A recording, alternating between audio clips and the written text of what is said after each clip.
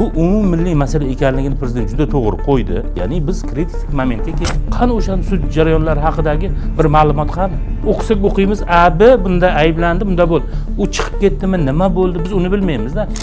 Hamma narsa joyida bo'lib ketadi degani emas, masalan. Parlament hozir hayronman, bir haligi butun urra chetdan keladigan pulni yop, bunaqa degan kayfiyat bilan bir haligi.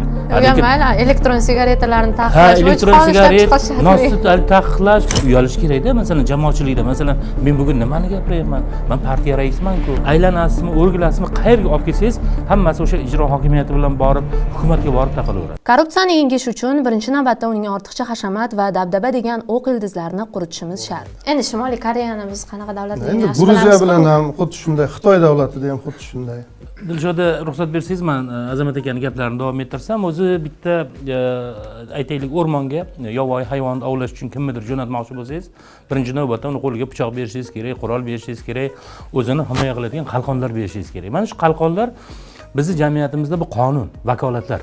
Ya'ni agar masalan aytaylik agentlikka bugun shuncha tana toshlari otilayotgan bo'lsa va ularga mas'uliyat yuklanib, hamma narsa uchun ular aybdor qilinayotgan bo'lsa, demak ularning vakolati nimalarini o'ylab ko'rish kerak. Aytaylik, surishtiruvdan boshqa vakolati, statistikadan boshqa vakolati bo'lmagan organni masalan ayblash menimcha unchalik to'g'ri emas.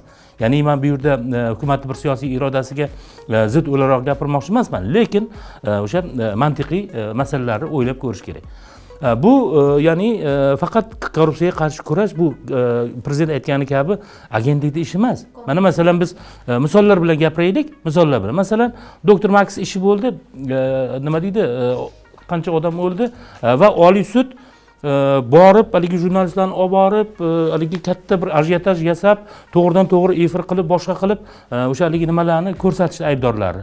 Lekin Chirchiqda ishi, Chirchiq haligi shahrida hokim tushdi. Misol, pora bilan $1 million. Qani o'sha sud jarayonlari haqidagi bir ma'lumot qani? Masalan, o'qisak o'qiymiz, B bunda ayblandi, bunda bo'ldi. U chiqib ketdimi, nima bo'ldi, biz uni bilmaymiz-da. Shuning uchun jamiyat hamma institutlari bu yerda rivojlanishi kerak.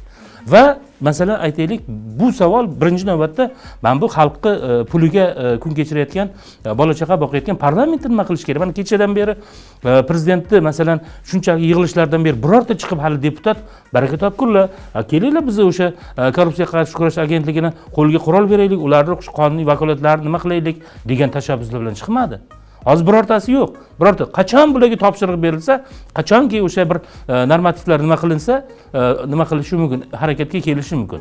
Ijtimoiy tarmoqlarda uchastkovoy kuchlimi, Oliy sud kuchlimi degan maqola yozgan edim. Haqiqatan uchastkovoy kuchli. Chunki masalan o'sha Oliy sudda bazasida o'sha shaxslarga doir ma'lumotlari o'zi yo'q. Shuning uchun bir kun haligi nima deydi? O'lgan odamni so'roq qilib sudda, bir kuni haligi nima deydi? O'lgan odamning ustidan haligi ma'lumot yo'q-da. Ma'lumot yo'q, chunki o'sha Ichki ishlar vazirligining bazasiga kirib o'sha ma'lumotlarni olish imkoniyati yo'q.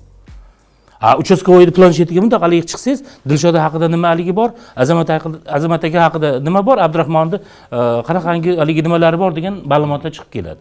Shuning uchun birinchi navbatda masalan aytaylik, agentlikka mas'uliyat yuklanyaptimi? Demak, ularga o'sha vakolatlar berilishi kerak. Prezident tomonidan kecha 5 ta vazirlikmi agar adashmayotgan bo'lsam, ularni nazorat qilish, ularni tajriba sifatida o'rganish masalasi nima qilindi? Misol, masalan, topshirildi.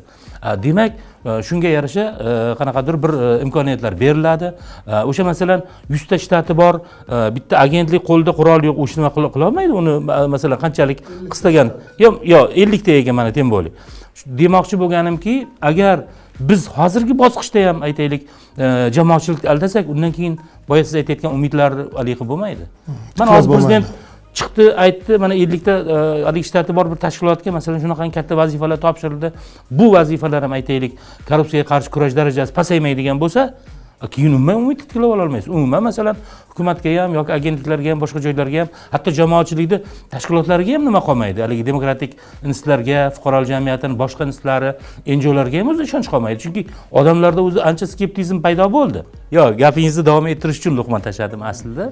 Chunki bu qonun degani hali mo'jiza degani emas. Bu qonun ishga tushgani bilan hamma narsa joyida bo'lib ketadi degani emas. Masalan, yaqin qarindosh nomida bo'lmasligi mumkin, lekin ota boshqa ona bo'lak bo'lgan bir aka ukalar Hammasini nomida bo'lishi mumkin. bunday bo'lgan Quvasoy shahrida mana yuzaga kelgan catering kompaniyasi eng bilan. katta nimalardan bittasi mana Allamjonovni otib qamalib ketgan haligi Koreyadan bittasini ushlab kelishdi-yu.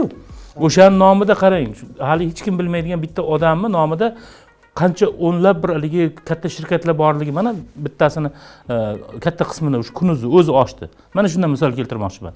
Ya'ni demoqchi bo'lganimki, boya bir hazil bilan ayting, muzlatgichga qo'yib qo'yilgan dedi. Haqiqatda muzlatgichga qo'yilgan, chunki aynib qolmasin degan ma'no bo'lgan bo'lsa kerak-da, chunki bundan oldin ham bitta qonunda juda bir haligi jamoatchilik bosimi bilan sal olib chiqdik. Haligi bundan oldingi bitta Manfaatlar to'qnashuvi to'g'risida qonun.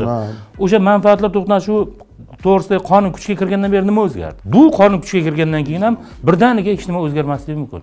Hali yuqorida aytayotganimdek, uni aylanasizmi, o'rgilasizmi, qayerga olib kelsangiz, hammasi o'sha ijro hokimiyati bilan borib, hukumatga borib taqalaveradi. Ya'ni hukumat hisobdorligi bo'lmasa, masalan hukumat kelib masalan aytaylik mustaqil aytaylik nashrlarda, mustaqil masalan ommaviy axborot vositalarida, g'arb mamlakatlaridagi o'tirgan bo'lgani kabi siz kabi jurnalistlarni, buyron jurnalistlarning savollariga masalan Abdulla Ariplar yoki biza Qo'chqarib degan odamlar kelib mana shu joylarda o'tirib hisob bermaguncha sizni haligi hozir Azamat akamga berayotgan achchiq savollaringizga ular javob bermaguncha hech nima o'zgarmaydi. Ya'ni biz quyidagi odamlarmiz, pastdagi odamlarmiz. Bizni o'sha hozir gaplarimiz bu o'sha tavsiya darajasida yo bo'lmasa bir keling ana bir choyxona darajasidagi gaplar bo'lib qolaveradi. Chunki yuqori ishlamasa, yuqori o'sha nimalar ishlamaydigan bo'lsa, ya'ni o'sha davlatni kecha prezident juda yaxshi aytdi, tiyib turish mexanizmlari ishlamasa, ya'ni parlament ishlamasa yoki parlament hozir hayronman, bir haligi butun urra chetdan keladigan pulni yop, haligi shpionlarni ushla, unaqa degan kayfiyat bilan bir haligi. Mayli, elektron sigaretalarni Ha, taqiqlash, elektron sigaret, nosut taqiqlash, partiyalarni rahbarlari chiqib, agar adashmasam HDPni nimasi, nosut taqiqlash bo'yicha uyalish kerakda. Masalan jamoatchilikda, masalan men bugun nimani gapiryapman? Men partiya raisiman-ku. Men nimaga masalan qasos oqarmaydi, gaz bo'lsa deb gapirishim kerak va xalqqa bir kulgisiga qolishim kerak degan narsalarni o'ylash bir mas'uliyat yo'q. Jamiyatda shuncha muammolar turgan paytda. Jamiyatda shuncha muammolar turibdi. Ya'ni bu yerda aytyapman-ku, yana aylanib o'rgilib o'sha markaziy nuqtaga qaytaveramiz. Qachon bilasizmi Dilshoda, mana shu savolga 101-marta javob berishim, chunki har doim shunaqangi savollar shabloni ommaviy axborot vositalarida takrorlanadi va korrupsiya bir qanaqadir bir moda haftaligiga o'xshagan narsa bo'lib qoldi, korrupsiyaga qarshi kurash. Chunki doim tadbirlar o'tkaziladi, boshqa kecha prezident ham uni ta'kidlab o'tdilar va kechagi yig'ilish menga qaysi tomondan nima qildi, ta'sir qildi? Vaziyat kritik holatga kelganligini prezident o'zlari tan oldi va kerak bo'lsa jamoatchilikka va nodavlat tashkilotlariga murojaat qilishdi. Ya'ni ular yordamga chaqirildi. Shu paytgacha hukumatning iddaollarida biz o'zimiz yengamiz, biz o'zimiz o'sha kurasha olamiz degan narsa bor edi va haligi kasallik qanaqadir muddati o'tib ketib qoldi. Ya'ni biz kritik momentga keldik, hozir kritik vaziyatga keldik. Endi o'zi idealda qanday bo'lish kerak degan savol o'zi ming yillardan beri keladi bu savol. Boshida faylasuflar javob bergan, undan keyin o'sha jamiyatshunoslar hal qildi va boshqa. Endi bugunga kelib samaraga qaraydigan bo'lsak, o'sha odatda o'sha amaldorlar xalq oldidagi hisobdor bo'lgan, masalan aytaylik rivojlangan Yevropa mamlakatlari, men endi bu yerda ko'proq o'sha Balqon mamlakatlarini misol keltiraman, o'shalarning amaldorlariga o'xshagan doimiy ravishda nazoratdagi nima deydi odamlar, ya'ni davlat xizmatchilari bo'lishi kerak. Endi O'zbekistonda bunaqa bo'ladimi, yaqin yillarda bo'lmaydimi? Bu endi juda bahsli masala, hamma har xil yondashadi. Masalan, juda skeptik yondashuvchilar ham bor, juda bir haligi nima deydi, optimizm bilan yondashuvchilar ham bor. Biz go'yoki keyingi 5 yil, 10 yilda biz korrupsiyani yengib o'tamiz degan nimalar ham bor. Lekin yengib o'tishga men yaqin yillarda ishonmayman, sababi bu faqat hukumat harakatlari, davlat harakatlari bilan emas, balki mental xususiyatlar bilan ham, jamoatchilikda o'zini o'sha korrupsiyaga bo'lgan ko'nikmalari bilan ham qo'shilib ketgan. Biz mana korrupsiyaga qarshi kurash agentligi bilan birgalikda hozir viloyatlarda seminarlar o'tyapmiz, seminar mashg'ulotlar. O'sha seminar mashg'ulotlarni biz nodavlat tashkilotlarning liderlariga o'tyapmiz. Ular bilan suhbatda shuni sezdikki, ularda ham qanaqadir korrupsiyaga ko'nikma borga o'xshaydi. Ular ham xuddi korrupsiya baribir yo'qolmaydi degan bir ta'min berish borga o'xshaydi-da. biz ular bilan suhbatlashganimizda. Demak, nodavlat tashkilotlarini liderlarida shunaqa kayfiyat bo'lsa, siz oddiy odamlardagi o'sha kayfiyatni bilavering. Demak, agar jamiyatda murosa bo'ladigan bo'lsa korrupsiya bilan, buni juda yengish qiyin. Ya'ni bu haligi nima deydi?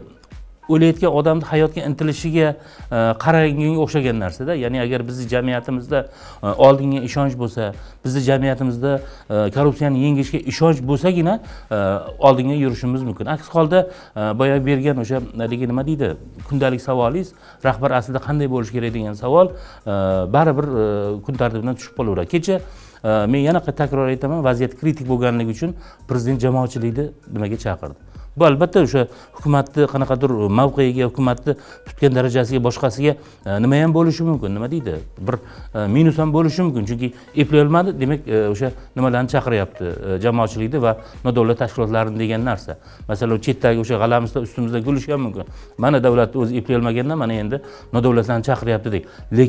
Lekin bu umummilliy masala ekanligini prezident juda to'g'ri qo'ydi va bu narsa bizni juda ham ilhomlantirdi. Shu paytgacha juda ko'p haligi g'amxo'rlarimiz, orqamizda yuradigan, bizga qarshi bo'lgan bir haligi kuchlar bordi jamiyatda o'zida ham. Bular nima qilishardi? Mana shu narsa prezidentni hozirgi narsasi bizga ilhom manbai bo'ldi deyishimiz mumkin. Kritik nuqtaga yetadiganligi o'zi 24-yilda bir indeks e'lon qilingan ekan, Transparency Internationalda o'sha korrupsiyaga ta'sirchanlik indeksi e'lon qilingan, bir ball pastga tushganda O'zbekiston 2012-yildan beri bir ballga pastga tushgani ko'rsatilgan. Ya'ni korrupsiyaga moyillik darajasi yana bir ballga oshdi deganida, bunday o'ylab qaralsa. Yo'q, bilasizmi, masalan, o'sha Transparency International yoki boshqa xalqaro tashkilotlari indekslari bular birmuncha nisbiy. U dunyoni o'sha muvozanatiga qarab aytaylik o'zgaraverishi mumkin. Endi bu yerda biz kundalik hayotimizda ko'rib turibmiz. Masalan, kunimizni o'zida o'sha pora miqdorlarining o'sib borayotgani bo'yicha bir necha marta masalan chiqishlar qildik. Masalan, o'sha siyosatshunoslar bilan qilgan chiqishlarimizda pora miqdori demak milliondan oshgandan keyin o'zini o'sha hech qanaqangi mexanizmlar unga ta'sir qilmasligi, korrupsiya agentliklari yoki huquq muhofaza qilish idoralari unga ta'sir qila olmasligi, u hatto o'sha suverenitet bilan hisob-kitob qilishi mumkinligi bo'yicha haligi suhbatlar qildik. Ya'ni buni jamiyat to'g'ri qabul qildi. Odamlar to'g'ri nima qildi. Ya'ni men o'ylaymanki, bu suhbatlarimizni biz rasmiylarimiz eshitishgan. Mana shundan kelib chiqib, kecha prezidentimiz o'sha nodavlat notijorat tashkilotlari va jamoatchilik vakillarini fikrlarini eshitish bo'yicha hukumatga qattiq topshiriqlar berdi. Bu yerda asosiy o'sha haligi nima deydi?